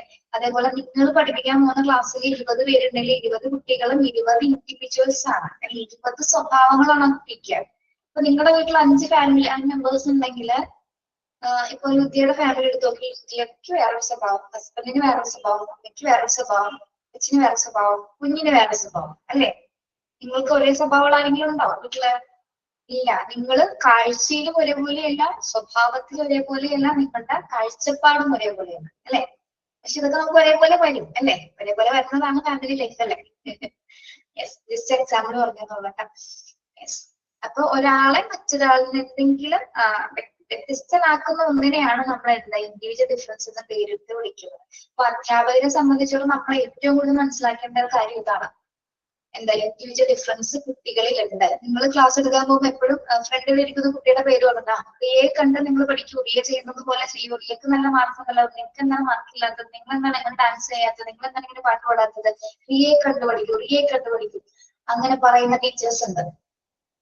റിയയാണോ ബാക്കി ഇരിക്കുന്ന ബാക്കി കുട്ടികൾ? 10 പേരിലെ 10ാമനാണ് റിയ. ബാക്കി 9 കുട്ടികൾക്കും 9 കഴിവുകളും 9 സ്കിൽസ് ആണുള്ളത് അല്ലെ? അങ്ങനെ മനസ്സിലാക്കാതെ ഒരു ടീച്ചർ നല്ലൊരു ടീച്ചിങ് അല്ല അവിടെ കൊടുക്കുന്നത് കേട്ടോ. ഇപ്പൊ നമ്മുടെ കുട്ടികൾ, നമ്മുടെ മുന്നിലിരിക്കുന്ന കുട്ടികളിൽ ഇൻഡിവിജ്വൽ ഡിഫറൻസ് ഉണ്ടെന്ന് മനസ്സിലാക്കിയിട്ടാണ് നമ്മൾ കുട്ടികളെ പഠിക്കാനായിട്ട്. അതിനു വേണ്ടിയാണ് നമ്മൾ ഈ സൈക്കോളജി ഒക്കെ പഠിക്കുന്നത്. ഓക്കെ, ഇനി ആ കുഞ്ഞിനെ ഇപ്പൊ ഒരാൾക്ക് പടം വരയ്ക്കാൻ അറിയാം, മറ്റേ കുട്ടിക്ക് അറിയാം പടം വരയ്ക്കാനായിട്ട്, പക്ഷെ മറ്റവന്റെ അത്ര ആയിട്ട് പെർഫെക്ഷനോടെ വരയ്ക്കാൻ പറ്റുന്നുണ്ടാവില്ല. എന്തുകൊണ്ടാണ്? അവൻ അത്ര സ്കില്ലുള്ളൂ. അത് നമ്മൾ മനസ്സിലാക്കണം. അല്ലാതെ അതേപോലെ തന്നെ വരയ്ക്കണം നമ്മൾ വാശി പിടിച്ചിട്ട് കാര്യമുണ്ടോ? എനിക്ക് ഇങ്ങനെ പഠിപ്പിക്കാൻ പറ്റില്ല, ഇതിൽ കൂടുതലായിട്ട് പഠിപ്പിക്കണമെന്നൊക്കെ പറഞ്ഞു കഴിഞ്ഞാൽ ടീച്ചർ കംപ്ലീറ്റ് ഇംഗ്ലീഷിൽ തന്നെ പറയണം, മലയാളത്തിൽ ഒരു വാക്ക് പറയാൻ പാടില്ല എന്നൊക്കെ പറഞ്ഞാൽ നമുക്ക് നമ്മുടെ ക്ലാസ്സിൽ എത്ര പേരുണ്ട്? കാര്യങ്ങൾ മനസ്സിലാക്കാൻ പറ്റുന്ന കുട്ടികളില്ലേ? എല്ലാവർക്കും അതേപോലെ ഇംഗ്ലീഷ് മനസ്സിലാവുന്നുണ്ടോ? അല്ലെങ്കിൽ അതേ ലാംഗ്വേജ് ഫോളോ ചെയ്യാൻ പറ്റുന്നവരുണ്ട്. അപ്പൊ എല്ലാവർക്കും മനസ്സിലാവുന്ന രീതിയിലല്ല നമ്മളിവിടെ ക്ലാസ് പോകുന്നത്. അതെന്ത് മനസ്സിലാക്കിയിട്ടാണ്?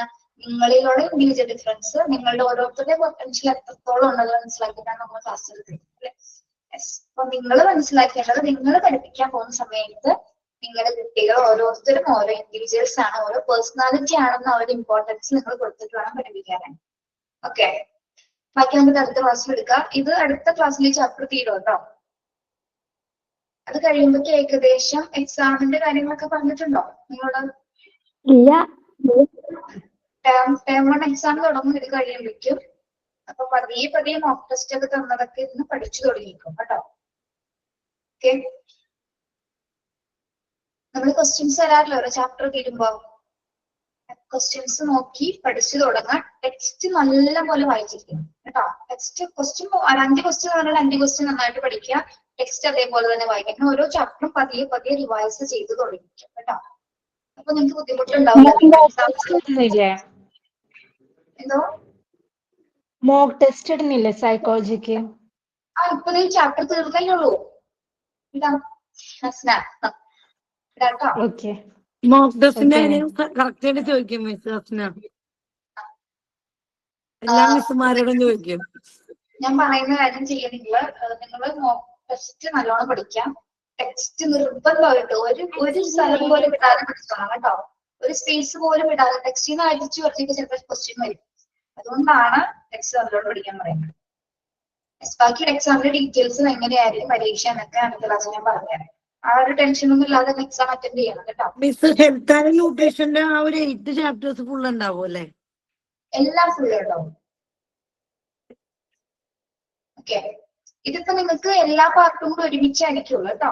10 മാർക്കിന്റെ ക്വസ്റ്റ്യൻ മാത്രം ഇംഗ്ലീഷിന്റെ, ബാക്കി എല്ലാ പേപ്പേഴ്സും കൂടെ ഒരുമിച്ചായിരിക്കും. മീൻസ് അപ്പൊ ഒറ്റ എക്സാം കൊണ്ട് തീരുവോ? ഇത് ഒരു എക്സാം ആണ്. ടേം 1 എക്സാം എന്ന് പറയുന്നത് നമ്മള് ഈ 20 ചാപ്റ്റേഴ്സ് ആണ് ടേം 1 ചെയ്തത് കേട്ടോ. മിസ് അപ്പൊ ഒരു ഡൗട്ട്, ഇപ്പൊ ഹെൽത്ത് ആൻഡ് ന്യൂട്രീഷൻ പേപ്പർ വന്നത് ഒരു എക്സാം? അല്ല, ഇത് രണ്ടും ഒരുമിച്ചാണ്. പേപ്പർ 1ഉം പേപ്പർ 2 കൂടിയാണ് ടേം 1 ആയിട്ട് നടത്തുന്നത്. പേപ്പർ 3ഉം പേപ്പർ 4 ആണ് ടേം 2 എക്സാം ആയിട്ട് നടത്തുന്നത്. പേപ്പർ 1ന്റെ കാര്യം മാത്രം നിങ്ങൾ നോക്കിയാൽ മതി കേട്ടോ. അതായത് ചൈൽഡ് ഹെൽത്ത് കെയർ തുടങ്ങിയുള്ള അല്ലെങ്കിൽ ഈ യൂണിറ്റ് 10 വരെയുള്ള ചാപ്റ്റേഴ്സിന് മാത്രമായിരിക്കും നമുക്ക് പരീക്ഷ ഉണ്ടാവും. പ്ലസ് ഇംഗ്ലീഷിന്റെ 10 മാർക്കിന്റെ ചോദ്യം.